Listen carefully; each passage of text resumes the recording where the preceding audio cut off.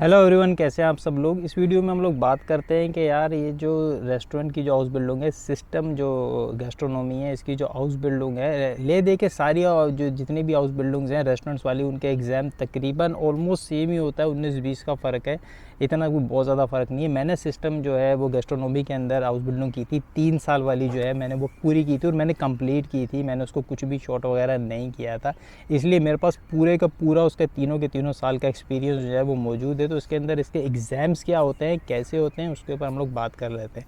सबसे पहले जब अपनी हाउस बिल्डिंग शुरू करते हो पहले साल के अंदर, तो उसके अंदर आपके जो है वो स्कूल के अंदर ही आपके एग्ज़ाम्स होने शुरू हो जाते हैं। मतलब छोटे छोटे टेस्ट वगैरह होने लग जाते हैं, जिससे आपकी परफॉर्मेंसेस वगैरह कैलकुलेट होती हैं, और वो आपको जो भी वो लोग आपके एग्ज़ाम्स वगैरह लेते हैं, आपको जो भी पढ़ाते हैं, वो एक्चुअली आपके फाइनल एग्ज़ाम की तैयारी की तरफ आपको डायरेक्ट कर रहे होते हैं।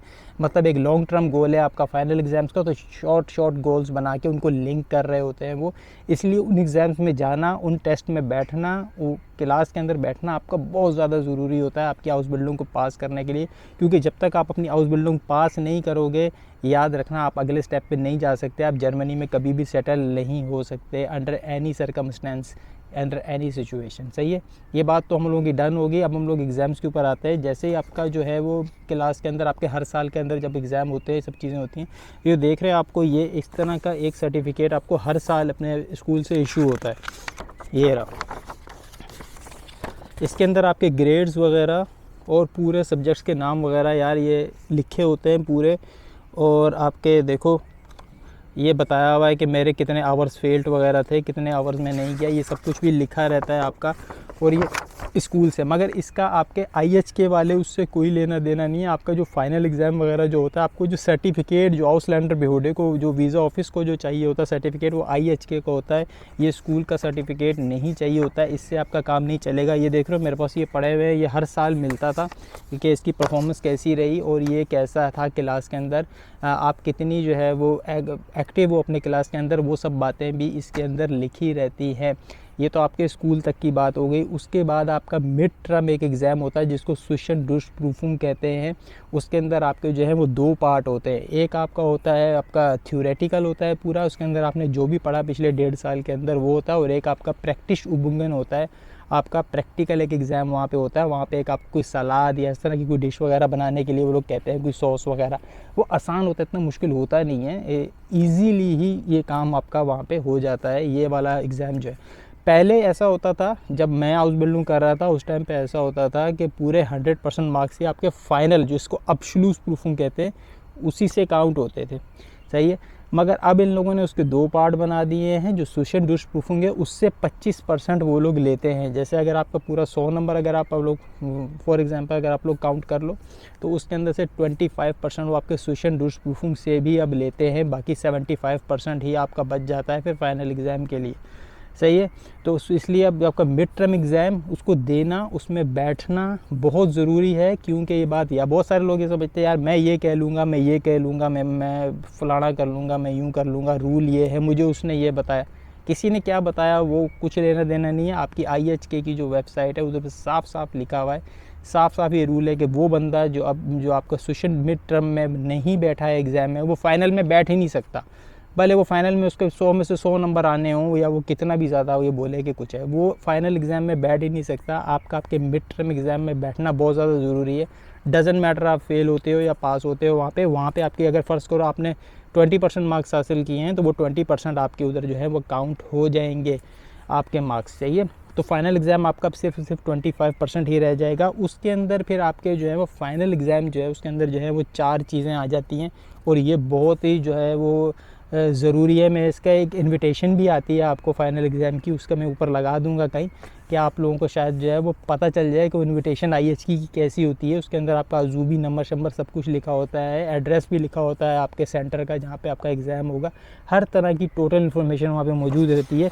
ये रहा मेरा सर्टिफिकेट। सही है, तो इससे हम लोग देख के कह देते हैं। सबसे पहले नंबर पे आपका 2 घंटे का जो एग्ज़ाम जो रहता है, वो आपका जो है वो सिस्टम ऑर्गेनाइजेशन का जो एग्ज़ाम है वो 2 घंटे का तवील रहता है ये। और इसके अंदर आपको जो है वो क्वेश्चंस होते हैं, वो लिखना होता है, मतलब पूरा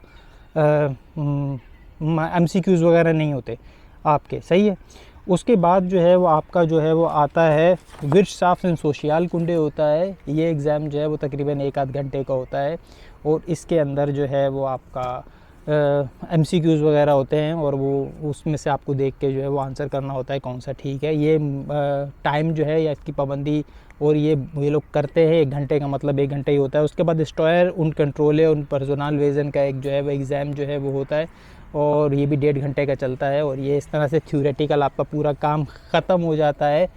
उसके बाद आपका जो है वो उस दिन आप अपने जो है वो घर आ जाते हो और थ्योरेटिकल एग्ज़ाम जो है वो आपका ख़त्म हो जाता है। फिर आपको इंतज़ार करना पड़ता है, 3 से 4 हफ़्ते का टाइम होता है, उसके अंदर आपका रिज़ल्ट आ जाता है थ्योरेटिकल का। जैसे ही थ्योरेटिकल का रिज़ल्ट आता है उसके साथ साथ एक और ईमेल आ जाती है आपके प्रैक्टिकल एग्ज़ाम की। जैसे आप लोग यहाँ पर मेरा शायद देख पाओ, ये प्रैक्टिस बुंगन लिखा हुआ है, तो ये है इसकी आ जाती है। इसके अंदर आप जब एग्ज़ाम के अंदर वहाँ पे पहुँचते हो, इसकी भी एक इनविटेशन होती है, उसके अंदर पूरा एड्रेस लिखा हुआ होता है कि आपको कहाँ जाना है, किस कमरे में नंबर में रिपोर्ट करना है, सब कुछ होता है। आप जब वहाँ पे जाओगे तो आपको फिर वो लोग जब आपका नंबर आएगा तो वो लोग आपको बोलेंगे कि कोई सी भी 2 टॉपिक देंगे, वो कहेंगे इनमें से कोई एक टॉपिक चूज़ कर लो और वहाँ पे फिर आपको जो है वो 15 मिनट से आधे घंटे तक का टाइम देंगे उसके ऊपर प्रिपरेशन करने के लिए। सही है, ओबियसली कोई बुक वगैरह आपके पास नहीं होगी, आपको जो भी है वो एक नोट्स वगैरह, क्योंकि वहाँ पे बोलना पड़ता है वहाँ पे अंदर जाके और ये बहुत इंपॉर्टेंट आपका पार्ट होता है एग्ज़ाम का। अंदर जाके आपको जो है वो बोलना पड़ता है सब कुछ, क्योंकि तकरीबन 20 मिनट से आधे घंटे तक का ये वर्बल एग्ज़ाम होता है। मुंडलिश इसको प्रूफिंग भी कहते हैं ये लोग के अपनी ज़बान के अंदर।